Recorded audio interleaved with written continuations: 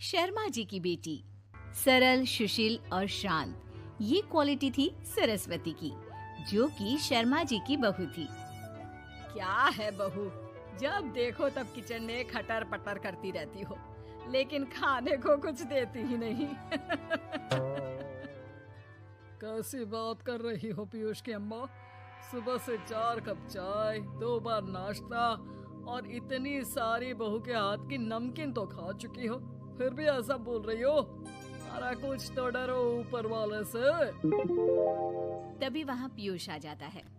क्या है सरस्वती, इतनी देर लगती है क्या टिफिन बनाने में? एक काम है घर का तुम्हारे पास, वो भी नहीं कर पाती हो वक्त पर। आपका टिफिन टेबल पर रखा है और नाश्ता भी, बाकी का सामान बेड पर रखा है और अब मैं मंदिर जा रही हूँ। सरस्वती मंदिर चली जाती है। उसके जाने के बाद घर में, यार माँ, कैसी गवाह लड़के से शादी करा दिया है। मंदिर, पूजा, किचन और सास ससुर के सिवा इसे कुछ दिखता ही नहीं है कि कैसे खुद को स्मार्ट बनाकर रहना होता है, कैसे लोगों से जुड़ना है, बातें करनी है, ऐश करना है। अरे पैसा बचाओ, और कुछ आता ही नहीं इस लड़की को। जो क्वालिटी तू गलत तरीके से बता रहा है ना, दरअसल एक अच्छी गृहिणी की वही सारी अच्छाई होती है बेटा। घर को चलाना, समाज में इज्जत दिलाना और घर वालों का ख्याल रखना, और चाहिए ही क्यों? अरे क्यों नहीं चाहिए कुछ और? लड़की ऐसी होती है कि घर आए तो पूरा घर बदल कर रख दे, सभी को खुश रखे। लेकिन बहू के अंदर तो ये सारी क्वालिटी है ही नहीं। अरे खुश तो उन्हें रखा जाता है जो खुश रहना जानते हैं।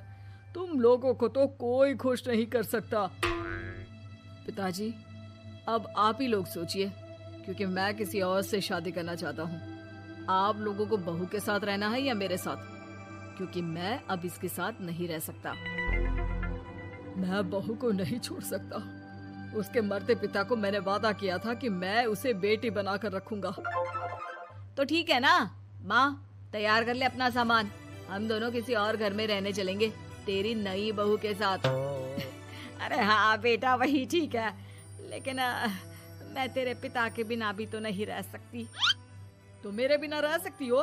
ठीक है, मैं अकेले ही चला जाता हूँ। बेटा वहाँ से चला जाता है, लेकिन सास का दिल नहीं लगता। बहू मंदिर से भी हो आती है और फिर, माँ, पिताजी, खाना लग गया है, खा लीजिए। हाँ, तुझे बस आता ही क्या है, खाना बनाना और खाना खिलाना। अरे सुन, मेरे सारे कपड़े पैक कर दे।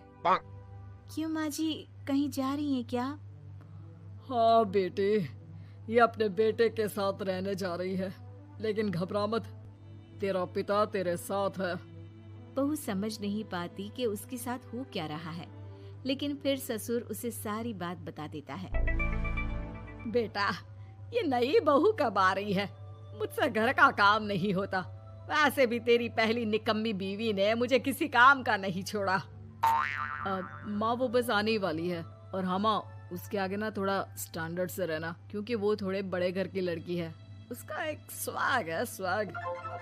तभी वहाँ एक बहुत सुंदर सी लंबी सी लड़की आती है। हे पीयूष, भागकर कैब से मेरा सामान ले आओ, और हाँ प्लीज एसी ऑन करके जाना। रीमा, ये मेरी माँ है।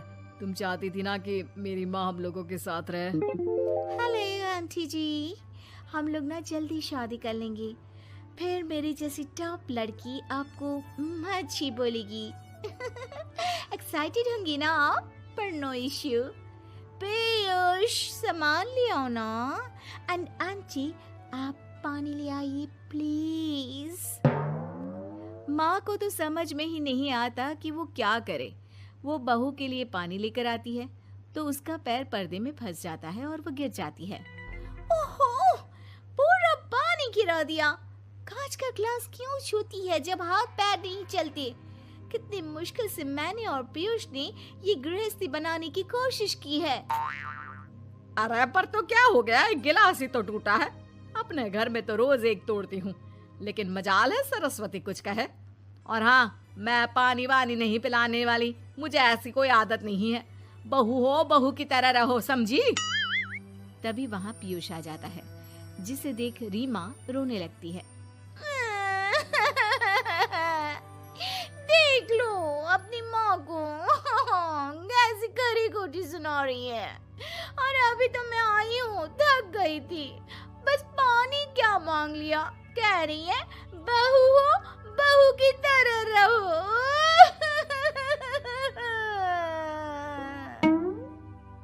अरे यार माँ, समझा कर लाया था ना कि कैसे रहना है।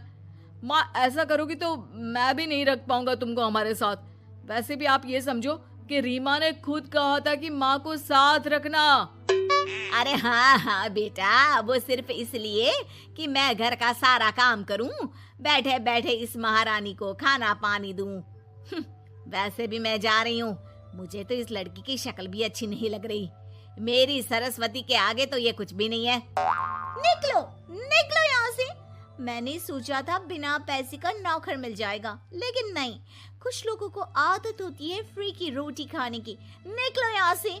पीयूष, धक्के मार कर निकालो इस औरत को यहाँ से। अरे ये कैसी बात बोल रही हो रीमा?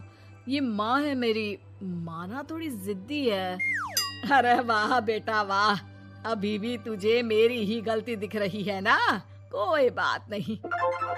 माँ वापस घर आ जाती है। बहू, मुझे माफ कर दे बेटा, वो तो शैतान का नानी है। माँ, मैं उनके बारे में कोई बात नहीं करना चाहती। ये मेरा मायका है। अब आप लोग मेरे माता पिता, मैं हमेशा यहीं रहकर आप लोगों की सेवा करूंगी। नहीं नहीं बेटा, हम करेंगे तेरी शादी किसी अच्छे लड़के से। अरे कोई जरूरत नहीं है, मैं देख कर आई हूँ जो हालत है ना पीयूष की, वहाँ नहीं टिकने वाला ज्यादा दिन। ना टिके वो उसकी मर्जी, लेकिन मेरी बेटी इतनी गई गुजरी नहीं है जो उसे कभी भी छोड़ो और कभी भी वापस आ जाओ तो वो तुम्हें अपना ले। अब ज्यादा ही हो रहा है आपका।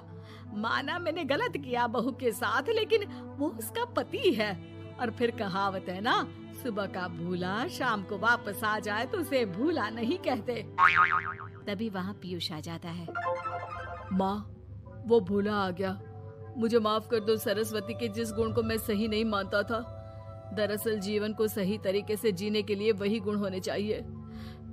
मुझे माफ कर दो सरस्वती, मैं आज के बाद तुम्हें और पापा को छोड़कर कहीं नहीं जाऊंगा। और मुझे भी बेटा। बेटा जहन्नुम में भी जाए तो उसके साथ रहने को तैयार हो जाए, वही तो माँ होती है। मुझे माफ कर दो माँ।